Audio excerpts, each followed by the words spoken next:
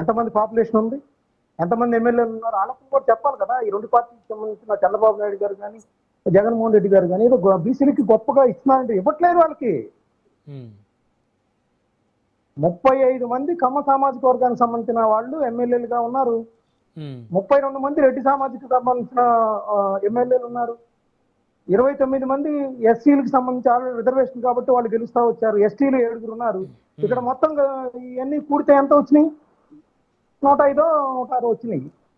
మిగతా 175లో మిగతా ఇది వాళ్ళు బ్రాహ్మిన్స్ ఉంటారు, క్షత్రియులు ఉంటారు, బీసీలు ఉంటారు, ముస్లిం మైనార్టీలు ఉంటారు. అంటే మరి ఏం జరుగుతుంది రాష్ట్రంలో? ఎవరు గొప్పలు చెప్పుకుంటున్నారు? బీసీలకు అన్యాయం చేస్తున్నారు అందరూ కదా, అన్ని పార్టీలు కదా.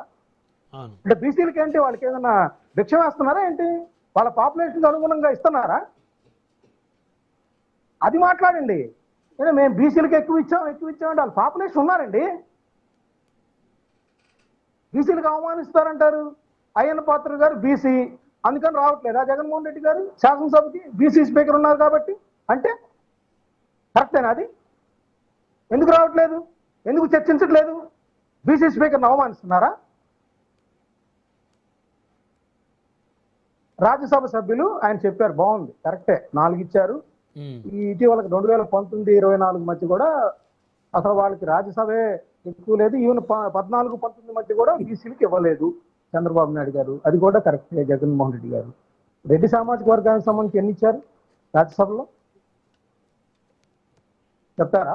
సుబ్బారెడ్డి గారు, విజయసాయి రెడ్డి గారు, అయోధ్యరామ్ రెడ్డి గారు, నిరంజన్ రెడ్డి గారు, మరి ఈ లెక్కలన్నీ అది చెప్పరే ఆయన. అంటే ఇక్కడ మాట్లాడేటప్పుడు కాదు నేను ఒక్క అంశం మీతో నేను ఏకీభవిస్తాను. మీరు చెప్పింది ఈ ప్రస్తావన తీయడానికి కూడా చాలా మంది భయపడతారు. కాకపోతే నేను ఖచ్చితంగా నిర్మోహమాటంగా నిర్భయంగా చెప్తాను.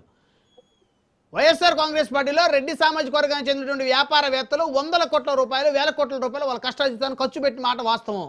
తెలుగుదేశం పార్టీలో కమ్మ సామాజిక వర్గానికి చెందిన వాళ్ళు 100,000 కోట్లు ఖర్చు పెట్టిన మాట వాస్తవం. ప్రజలు ఓటర్లు డబ్బు తీసుకోకుండా ఓటేసిన రోజు మీలాంటి మేధావులు పెద్దలు ఇలాంటి ప్రశ్నలు వారు అడిగినప్పుడు కూడా దానికి అవకాశం ఉంటుంది. ముందు మనం ఓటర్లు చైతన్యవంతం చేయాలి. మీరు చెప్పిన 100,000 కోట్లు ఎలక్షన్ కమిషన్ ముందు చెప్పండి. మీరు ఎన్నికైన వాళ్ళందరూ డిస్క్వాలిఫై అయిపోతారు. అది కూడా నిర్మోహమాటంగా మాట్లాడండి. రాజ్యాంగం ఖర్చు చేయట్లేదా? 100,000 కోట్లు డబ్బులు ఇమ్మందా? ఇవ్వమంటలేదు. ఓపెన్ గా చెప్పండి. ఇస్తున్న వాళ్ళది తప్పైతే తీసుకుంటున్న వాళ్ళది తప్పే. ఇస్తున్న వాళ్ళది తప్పైతే తీసుకునే వాళ్ళది కూడా తప్పే అంటాను నేను. ఇస్తున్న వాళ్ళది తీసుకున్న వాళ్ళది పక్కన పెట్టండి సార్. మీరు జనాలు ఏమన్నా ఇమ్మన్నారా? ఇవ్వకపోతే మేము ఓట్లు వేయడానికి రామని చెప్పారా మీకేమన్నా?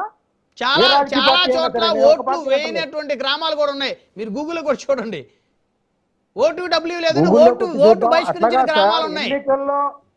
ఎన్నికల్లో డబ్బులు ప్రభావం పెరిగింది, ప్రలోభాలకు గురి చేస్తున్నారు అనేది ఉంటారు. ఎన్నికల్లో ఓటర్లు ఎక్కువ మంది పేదరికంలో ఉన్నారు కదా. మన రాష్ట్రంలో ఎన్ని రేషన్ కార్డులు ఉన్నాయి? 141 లక్షల మందికి ఎందుకు ఇస్తున్నారు? ఇంకా పేదరికంలోనే ఉన్నారా? దారిద్ర్య రేఖ దిగువన. మరేంటి పరిస్థితి? ఓటు రాజకీయాలు కదా అన్ని పార్టీలు చేస్తుంది. కాపులు ఎంతమంది ఉన్నారు? ఎన్ని టికెట్లు ఇచ్చారు వీళ్ళు చెప్తారా?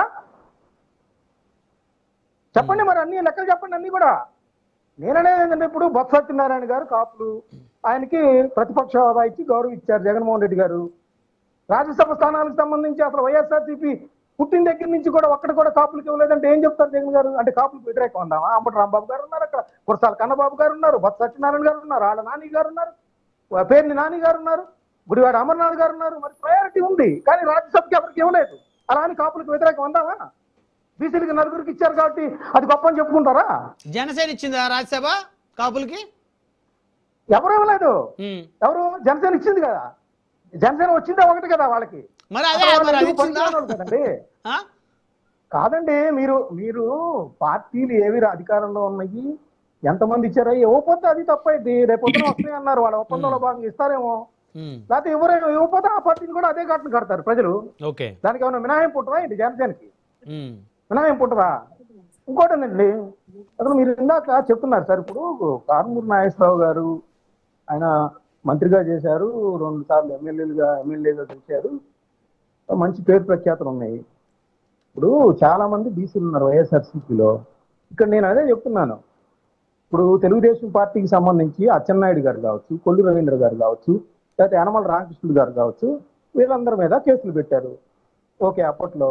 ఇప్పుడు కూడా సీదిరి అప్పలరాజు గారి మీద, అదేవిధంగా తమ్మినేని సీతారాం గారి మీద, అదేవిధంగా ఇక చూస్తే ఇప్పుడు కారుమూరి నాగేశ్వరరావు గారు, సో వీళ్ళందరి మీద కేసులు పెట్టిన పరిస్థితి ఉంది.